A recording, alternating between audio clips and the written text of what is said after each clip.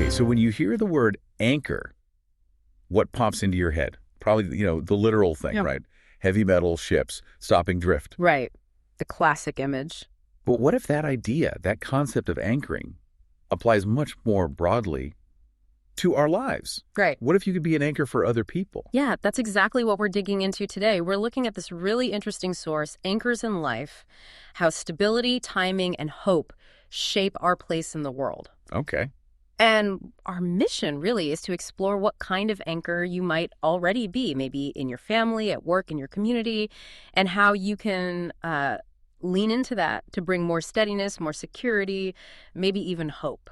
And this source, it gives us a pretty clear framework, doesn't it? It breaks it down into 3 kinds of anchors. It does. We've got anchors of stability, then anchors of influence, and finally anchors of the soul. All right, let's start there then. Anchors of stability. I mean, the physical examples are pretty obvious when you think about it. Yeah. You've got the ship's anchor, like we said. Yeah. Stops at drifting. Or think about massive buildings. They have huge anchors securing them. Even like a climbing anchor, keeping someone safe high up. Absolutely. Their main job is clear. Hold tight, steady things, stop them being swept away by, well, whatever forces are acting on them. But it's not just about being heavy or strong, is it? The source really flags something else. Exactly. Timing and placement. That's what the author stresses. It actually says, drop an anchor while moving too fast and it can damage the vessel. Yeah. Secure it in the wrong ground and it won't hold. So it's not just brute force. There's a real skill to it. That makes perfect sense. It's not just about stopping dead. It's about when and where you apply that stability. Does the source connect that to, like, our personal lives? Getting the timing wrong.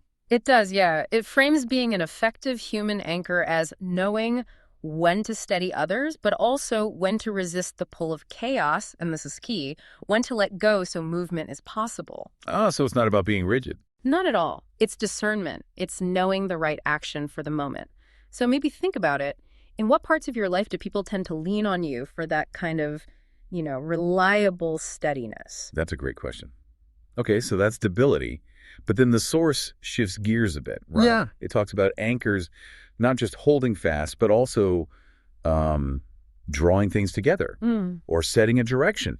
Anchors of influence. That's the next layer. Exactly. Yeah. It moves beyond just preventing drift. Think about, say, the anchor runner in a relay team. Right, the one who finishes strong. Yeah, brings it home. Or think of a big department store in a mall, the anchor tenant. It pulls people in, and all the smaller shops benefit. Okay, I see that. Draws people. Or even a news anchor.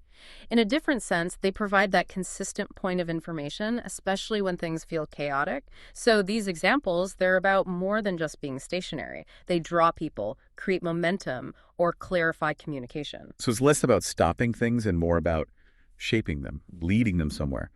How would you know if you're that kind of anchor? Is it about being the boss? Not necessarily about the title. It's more about the effect you have.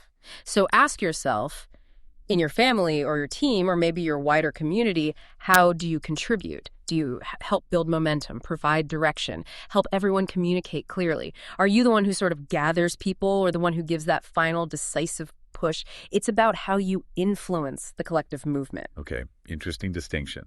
Which brings us to the third type, the deepest one. Anchors of the soul. This sounds more personal, maybe spiritual. It definitely goes deeper. The source points particularly to the Christian tradition, citing Hebrews 6.19, which describes hope as a strong and trustworthy anchor for the soul. Right. Something that holds you steady when life feels like a real storm, Yeah. when everything is turbulent. And this kind of anchor, it's different again, isn't it? It's not about my strengths or controlling things. Exactly. The source emphasizes it's less about control and more about trust. Finding something bigger than yourself, something stable that you can hold on to when everything else feels like it's shifting or even falling apart. It's that internal grounding. That sense of inner resilience.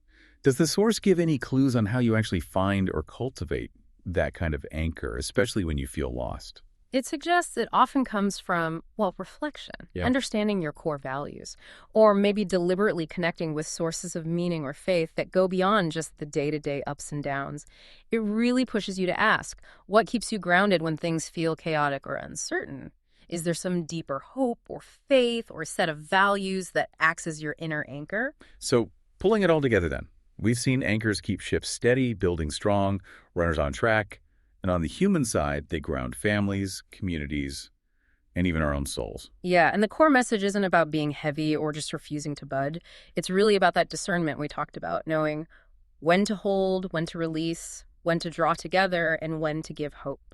Which leads to a really important question for balance, doesn't it? Which is? How do you balance being that anchor for other people while also letting yourself be anchored by others sometimes? You can't do it all alone. That's a crucial point. Mm-hmm. So thinking about your own life, your relationships, your work, your community, what kind of anchor are you? Are you stability, influence, hope? Or maybe sometimes, like the source warns, do you drop anchor in the wrong spot or at the wrong time? It leaves us with a pretty profound thought, I think. The source says, the world is full of currents and storms. Every group, every family, every system needs anchors. The question is not whether anchors exist, it is whether you will be one worth holding on to. Something to really ponder.